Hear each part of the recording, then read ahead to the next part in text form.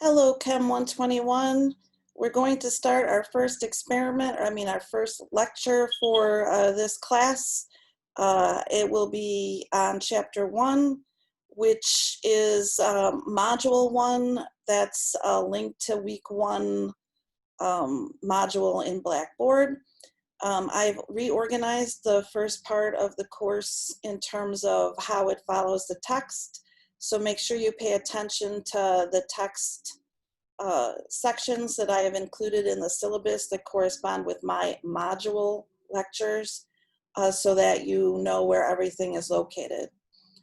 We've got a lot to do in this 8-week course, so let's get started.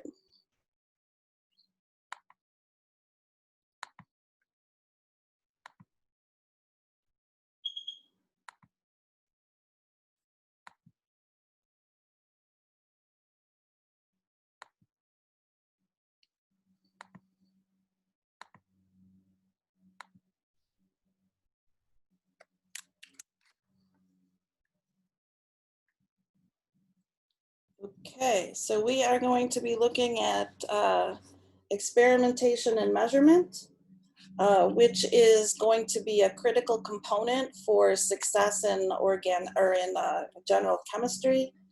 All chemistry is chemistry is an experimental science. We use measurements in order to figure out what's going on in chemistry. Unfortunately, this semester we're not going to get any lab experience under our belt, but we will do the best to provide you with a quality lab experience, even though it's going to be simulated or virtual. So how is science developed? How do we know what we know in terms of our science knowledge in the world? Science is one of those fields where everything is based on observation and experimentation. So basically, there's an empirical approach that's used to gain scientific knowledge. And probably when you guys were in grammar school, you learned about something called the scientific method, which is a process for understanding nature by making observations about nature and its behavior and conducting various experiments to test our ideas that we have. It's not really as much of a cookbook kind of process as it's sort of made out to be. Different fields actually do different types of steps in the scientific method, but we'll go over everything just to give you a basis on how we use observation and experimentation in order to develop scientific theory. So the cornerstone of the scientific method is observation. First of all, I need to observe something. I'm going to record qualitative or quantitative data. Qualitative data is a type of data that is more of a descriptive type of a data point. So the color of something, the odor of something, right? That would be a qualitative type of an observation. Quantitative is when I'm actually measuring things and I'm using numerical data. So I'm actually concerned about the quantities in terms of that data. We use both in science. We use both qualitative and quantitative data in science, as you will see as we proceed. A hypothesis is an explanation of those observations. I make a hypothesis to try and explain what it was that I observed. In order to support or disprove that hypothesis, what I'm going to do is design experiments. I'm going to change one variable at a time in order to control the situation so that what I change, I can actually make some conclusions about. And then I'm going to design these experiments to test the hypothesis, actually do the experiments, which allows me to refine the hypothesis.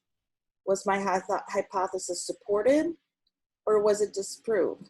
What kind of refinements do I have to make, which then now in an iterative cycle allows me to go back, make new observations, refine my hypothesis, design better and new experiments. In the end of the day, I want to develop a theory that explains the experiment and the outcomes that I have observed, but also if it's really an important theory, it definitely needs to be able to predict further outcomes. So observations are also known as data. They are descriptions about the characteristics or the behavior of nature. For example, in the 1700s, Antoine Lavoisier noticed that there was no change in the total mass of material within a container during combustion. That was his observation.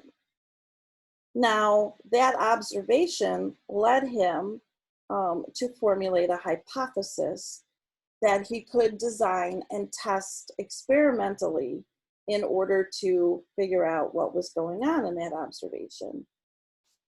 So a hypothesis is a tentative interpretation or explanation of the observations. In this case, Lavoisier explained his observation on combustion by hypothesizing that when a substance burns, it combines with a component of air. Now, a good hypothesis is falsifiable. The results of an experiment may support the hypothesis or prove it wrong. If the results prove that hypothesis to be wrong, you have to modify or discard the hypothesis. If it supports that hypothesis, there are many other things that you have to do in order to further support your hypotheses. A hypothesis is never proven, it's always supported. Once I get one or more well-established hypotheses, and these are experimentally supported hypotheses, this could form the basis for scientific theory. A scientific theory is a model for the way nature is and tries to explain not merely what nature does, but why this happens. These are always validated by experiments, and they can never be conclusively proven. At any time, some new observation or experiment always has the potential to reveal a flaw in established scientific theory. So my scientific theories are those general explanations for the characteristics and behavior of nature. For example, later on, we're going to look at Dalton's atomic theory. That's a model of what the atom looked like based on Dalton's ideas. Scientific theories can be used to predict future observations so they can be tested by experiments.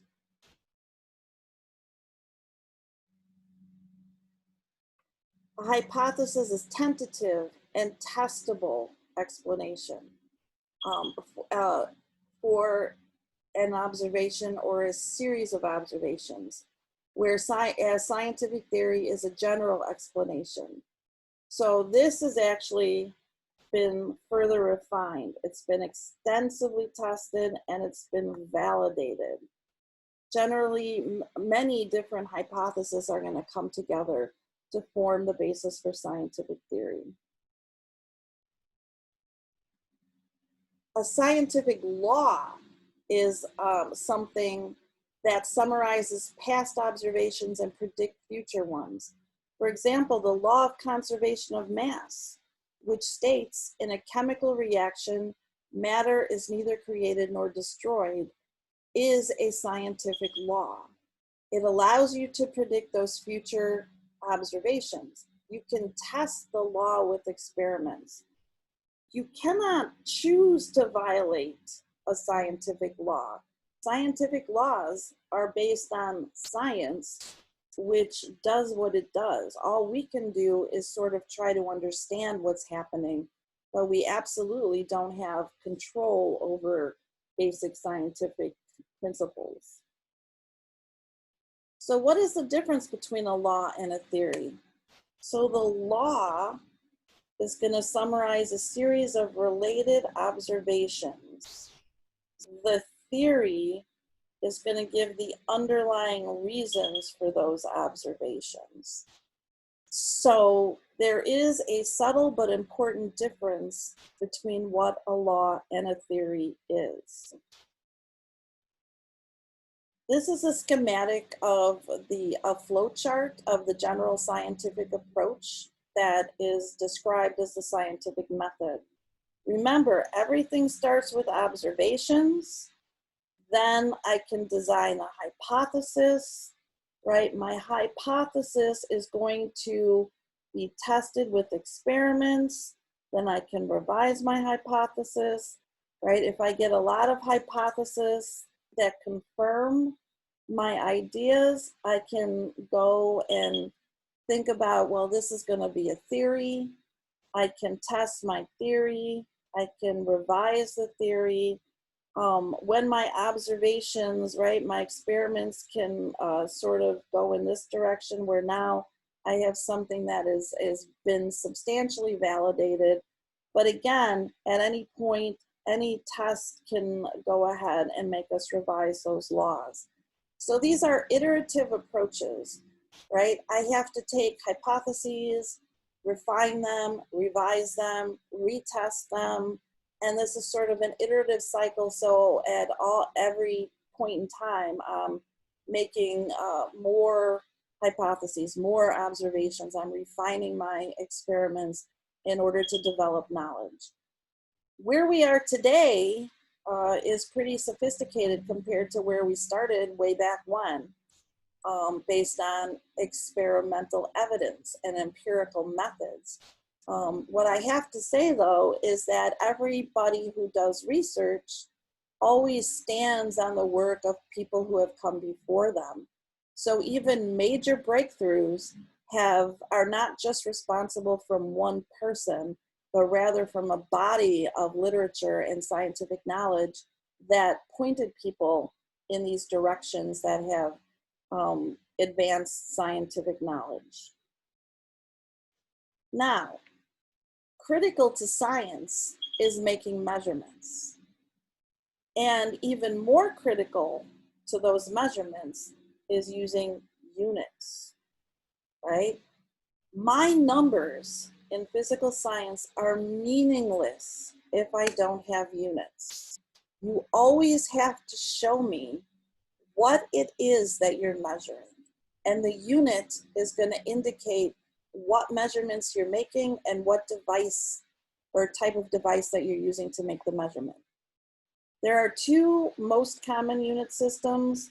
There's the metric system, which is what we use in most of the world and in science. So if you're not familiar with the metric system, get familiar with it. The English system is used in the United States. Scientists have actually sort of used the metric system as a base, but also created an international system of units, or SI units, which is based on the metric system. So when you see SI units, you know these are basically from the International System of Units, which are specifically related to science measurements. So for example, SI units, there's 7 fundamental SI units of measurement. There's mass. The base unit in the SI system is a kilogram. I have length. The base unit is a meter. Temperature. The base unit is a Kelvin. Notice a Kelvin is not a degree Celsius. In chemistry, we're going to use Kelvin and degrees Celsius, but for SI purposes, the Kelvin is the standard unit. Amount of substances, we're going to use moles. Time is in seconds. Electric current is in amperes. Luminous intensity is in candelas. We're really not going to focus on this, at least not until Chem 2. So we really don't have to worry about this. But we do have to know what the 7 fundamental units of measure are, what the units are, and the abbreviation for those units. We're going to expand on these units. Most chemistry experiments are not measured in kilograms. Kilograms is about 2.2 pounds. So if we used kilogram quantities in every experiment, we'd be using, industrial scale quantities. We'd have tons of waste. We want to minimize our research amounts. We want to minimize exposure to different chemicals. So in terms of the kilogram, in chemistry in the lab, we use grams or even milligrams quantities, which are even smaller. When we consider length, we're using meters. If you're not familiar with a meter, it's slightly longer than a yard. I could have a meter stick, compare it to a yardstick. These amounts, these measurements are actually based on standards. So 1 meter is measured to be 1/10,000,000th of the distance from the equator to the North Pole. Now, standards, just like anything else, are going to be refined. And there is a more precise measurement which uses the distance light travels through a vacuum in a certain period of time. So again, everything in science is constantly trying to be made better, more precise, more accurate. So these standards are going to be revised over time as well. My point here is that someone just didn't pick a length and said, oh, this is going to be a meter, right? There are standards, there are bases there is a basis to these measurements that is something that can be very precisely measured. Kilogram is a measure of mass. The mass is the measure of the quantity of matter within it, right? So that's the quantity of matter within it. The SI unit is the kilogram. Most of the time we're going to use gram. 1 kilogram is equal to 1,000 grams. So this is 1/1000, like 1 gram is 1/1000 of a kilogram. The weight of an object has to do with gravitational pull. So that's actually a force. If I'm on the moon, my weight is going to change because the gravitational force on the moon is different than the gravitational force on the Earth. But my mass will not change. I'm going to use a balance or a scale to measure masses. And here this is measuring 5.01 grams. And this is going to be the amount of mass that I find in my nickel. Time is the measure of the duration of an event. Pretty much second is going to be that typical unit for time. Again, there's a standard, right? 1 second is defined as the period of time it takes for a specific number of radiation events of a specific transition from cesium-133. Like that amount of time, that duration is measured as a second. The Kelvin is the SI unit of temperature. The temperature is a measure of the average amount of kinetic energy. Remember, kinetic energy is the energy of motion. So I'm measuring the amount of motion in atoms or molecules that are composing the material. Temperature will also determine the direction of thermal heat transfer. If you take a cup of coffee, which is hot, you put it on the counter, it will lose energy and it will become cooler, right? The coffee will lose energy to the environment. So the area around the coffee gets a little bit warmer, the area in the coffee the coffee itself gets cooler, until I reach thermal equilibrium, where everything is basically the same temperature. The Kelvin scale is really important because it has a 0 degree absolute zero, which is the coldest temperature possible. Since temperature is an indirect measure of kinetic energy, the coldest temperature possible is actually when molecular motion virtually stops. This is absolute zero. This is something which is theoretical at the moment. We haven't gotten there quite yet, but we've gotten really, really close experimentally. Lower temperatures do not exist because this absolute zero is where molecular motion ceases. Notice I also am looking at Celsius and Kelvin. These are the ones that you have to know. This is what Fahrenheit is what we use in our daily life. 1 degree Celsius is equal to 1 Kelvin. So the magnitude of change is going to be equivalent. So there's 100 degrees between boiling and freezing for water. There's 100 Kelvin between boiling and freezing for water. It's just offset. My Kelvin temperature is going to be degrees Celsius plus 273. That's how I'm going to convert in the world of chemistry. The Fahrenheit degree is 5/9 the degree of a Celsius degree. Here's the important part. The Celsius degree and the Kelvin degree are the same size. Here are some formulas for temperature conversion. This is the one that I really care about. You can always look up formulas. This one you kind of have to have in your head, and it's not really that difficult because I just take degrees Celsius and add 273. Now we're going to be using prefix multipliers in my SI system, my International System of Units. These are also the same ones we use in the metric system. So these multipliers change the value of the unit by powers of 10. Think exponents in scientific notation.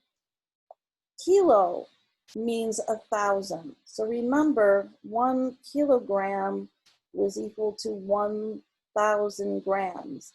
1 kilometer is equal to 1,000 meters. So the prefix kilo, or little k, is going to take my base unit and multiply it by 1,000. This is the chart from our book. You are responsible for all of these different prefixes. Notice I have the factor that it changes by, the prefix, the symbol, and then the example.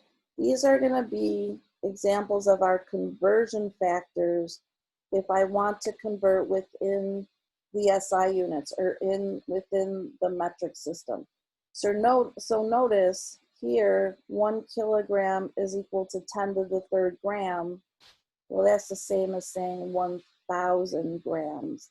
So you have to be able to go back and forth between sort of the regular system and exponential notation, scientific notation when you do these. But you are required to know these. So make sure you have this chart with you at all times and try to get to the point where you sort of know what these prefixes are. Once we go back to face-to-face learning, if you're to take Chem 2 or whatever after this class, it will be assumed that you know these by memory because you've used them so much. So make sure that you know these.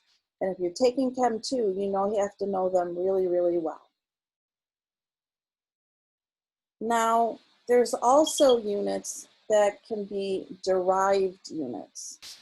This is where my quantity actually depends on 2 different things. So if I take an area, if I have an area of a rectangle, it's the length times the length, right? So if I measure this in meters and this in meters, my derived unit is going to be meters squared. Volume, area times length. If I have a cube, right, my volume is length times length times length. If this was meter times meter times meter, I'd get meters cubed. Density, mass per unit volume. This is SI. So here my mass is kilogram per meter cubed. More commonly, you're going to have density as grams per milliliter or grams per centimeter cubed, because again, this is going to be more useful in terms of the quantities of substances that we use in chemistry experiments. Speed, distance per unit time, meters per second, right? If I go how many meters per how many seconds, that's my speed. Acceleration, meters per second squared. Force, mass times acceleration. So I have these crazy looking units. Kilogram times meter divided by second squared. Pressure is the force per unit area. In a Pascal, this is kilograms over meter times second squared. Energy, this is a big one. We're going to use this a lot this semester, and this is a really important relationship to know. 1 joule is equal to 1 kilogram meter squared over second squared. That's how you're going to read these different units. Something's going to be on top, something's going to be on the bottom. And the units are really, really important when I do calculations using chemistry, because those units are what's going to help me solve problems. If I follow the unit and I make sure everything cancels out correctly, I've set things up correctly, and I can have a little bit more confidence that I've done the calculation correctly. So I gave you some examples of derived units. Derived units are just combinations of other units. So those units are going to be dependent on a couple of measurements. Remember, volume is a measure of space.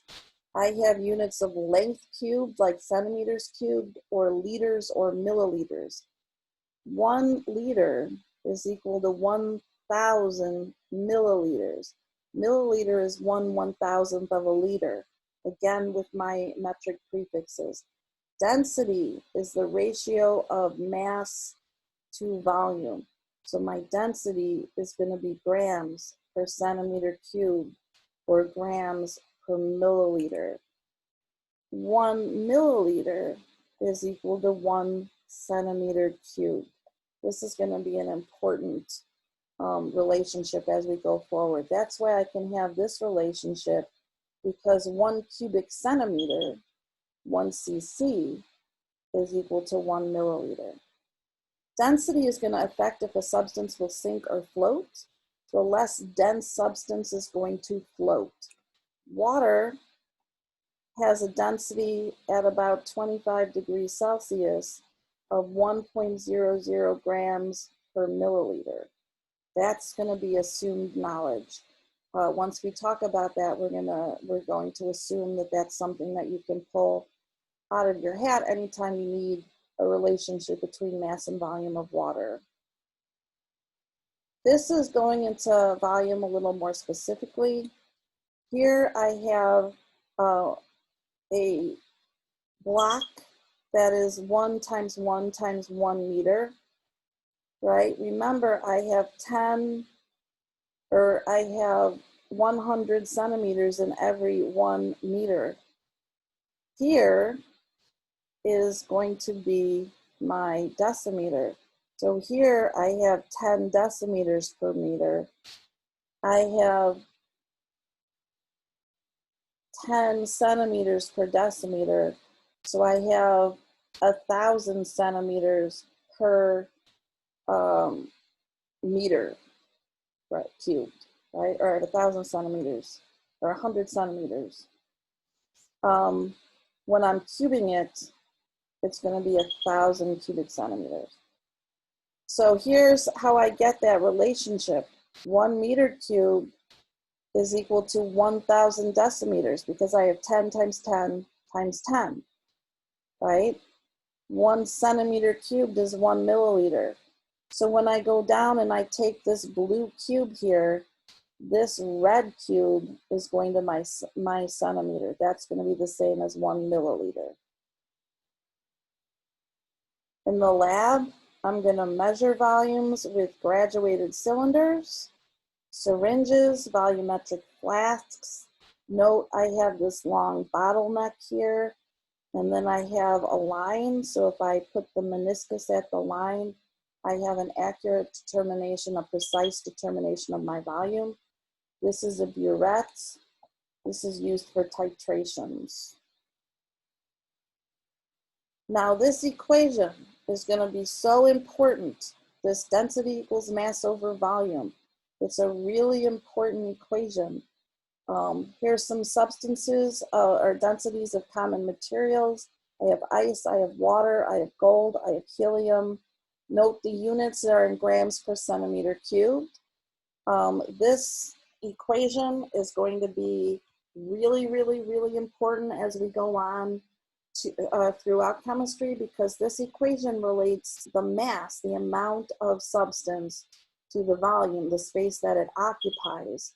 And that is going to be really important later on, especially when I have a material that might be a liquid or a gas, and I want to know the mass. Well, sometimes it's really hard to measure the mass of a gas, but if I know its volume and I know its density, I can calculate the mass. So we will be working with density quite a bit later. All right, so this is going to conclude part 1 of module 1. And then when I come back, we're going to go ahead and look at other concepts in this particular module. So I will see you soon.